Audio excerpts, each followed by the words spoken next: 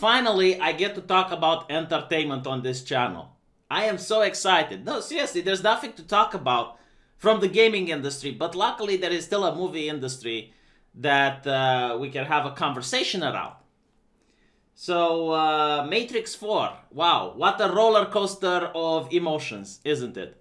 At first, I was a little bit skeptical because it feels as if there was a time and place in history when good movies and IPs were made. And that time is over. Right now, you have cash grabs, you have reimaginings and sequels. And there are blatant cash grabs that operate on the same premise of trying to shame people in order to go see the movie. It's like, if you don't like female Ghostbusters, you're a sexist. If you don't like The Tower, you're a racist. And the whole shtick is to say, well, you consumer, do you hate racists and sexists as well? If so, go buy our movie. Even though like people know it's trash, like you get to see the trailer and it's trash. And I thought like, okay, maybe Matrix 4 is going to be like this.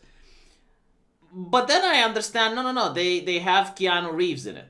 And, you know, every movie with Keanu Reeves can't be that bad. I mean, even if the movie is bad, you still get Keanu Reeves. You know what I mean? Very few people are like that. I think like Arnold Schwarzenegger would be another example where I would go see a movie even if it's bad, just because it has Arnold in it. It's kind of interesting. Like, so many actors nowadays, you don't even know what they're called. Like, you identify the actor based on the character they play. It's like Thor. You know, when I see Thor's actor, I just, oh, look, that's Thor. You know, like, you don't even... With Keanu Reeves, you don't go like, oh, look, that's Neo. Very interesting. It just shows the old school, like back when people made good scripts. Nowadays, all the scripts are cash grabs because all the talented people seem to have left. But, yeah, so Matrix 4. I'm like, okay, well, who made The Matrix? The Wachowski brothers. Let's see what the politics of the Wachowski brothers is. Oh, they're now the Wachowski sisters. Oh, I see. That's very progressive. That is very progressive. I'm worried. But then I see like Keanu goes like, oh, no, it's fine. It's fine. And then I read, and it's like the Wachowski made The Matrix as quote-unquote rage at capitalism and corporatized structures and form of oppression.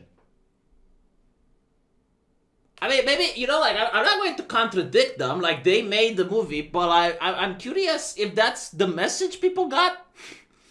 That The Matrix is rage at capitalism? Like, what in The Matrix was really about capitalism by the machines enslaving humans and forcing them to give away their body heat? Like, what part of that was capitalism? I mean, I guess you might, like, if anything, if I look at the original movie, I would say it was communism that created it, because humanity, through capitalism, I guess you can say that, advanced to the point where they had machines. So humans didn't have to go to work anymore. They could just stay home while the machine did the labor for them. So to me, this sounds like a J.K. Rowling gayifying characters or turning Hermione black after she wrote the book. You know, it's like, all right, the movie is out there. Now you can say whatever you want. And rage against corporatized structure. It's like you're at Hollywood. You are corporate. Like, the people working at your movie are corporatized. I don't get it. Like, no, seriously. Like, someone can translate it to me, but I have never heard someone watching The Matrix and coming up with the conclusion that, yeah, you know what? That was like fighting capitalism and fighting corporatism. The way I interpreted it was like it's the hubris of mankind to create artificial life. And what happens when you have like unchecked science that doesn't have any stops, or, you know, doesn't take into account, all right, we've made these robots, like how do we stop them if they rebel? I mean, The Matrix is the where the red pill comes from, right? Now here's the thing, I genuinely don't mind. Like, let's assume that the Wachowski sisters legitimately made a movie against capitalism. It didn't come off as preachy. It didn't come off as we need to burn down society or anything like that. So I'm happy with it. I am happy with it. Like, I'm not going to project, you know, my biases into something. Like, if a movie is so open to interpretation, and it's not very preachy, and it's a good action movie, and it's got a good story, man, I'm not complaining. Like, if Matrix 4 is going to be in the same way as the trilogy existed, I'm perfectly happy. Now, do I think this movie is good? Like, okay, I have high expectations for it. I'm going to be honest. I have high expectations for it because it's done by the same people who did the original trilogy, and it's got the same cast, like at least the same stars. I don't know if they cast Morpheus, if he's coming back, but I know I know Keanu Reeves is coming back, and Trinity. So, I'm curious if Agent Smith. Oh, okay. Well, Agent Smith can't come back, right? He's dead. But apparently, like Keanu Reeves vouches for this. Now, usually I don't really take actors seriously that much because you have to understand they're under a contract with an NDA, and what this means is that part of the contract could actually be that they do marketing for the movie, so they can come out and actually say, "Yeah, this movie is cool." However, in the case of Keanu Reeves, I don't think this man lacks for money, and I don't think he would sign something like that that would jeopardize his reputation. Because if the movie turns out to be bad, it's like it's your word at stake. So I don't think so. If Keanu Reeves vouches for it, it could actually be good. So the Matrix franchise is the brainchild of transgender sisters Lana and Lily Wachowski, who created and wrote the Billion Dollar Trilogy. Over the years, the sisters had been fervent in their stance, and they would make another film, The Matrix Revolutions, and Keanu said that he was grateful to be working alongside them. To work with her again is just amazing.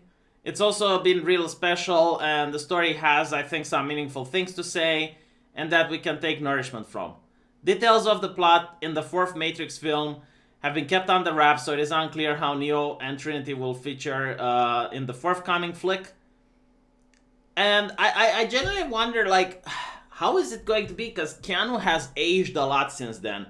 I know he doesn't look his age, but there is something wrong with this guy's skin. Like, it doesn't show old age. He looks like perpetually young. He's like one of those people. So I don't know if he's going to actually be in any fighting scenes.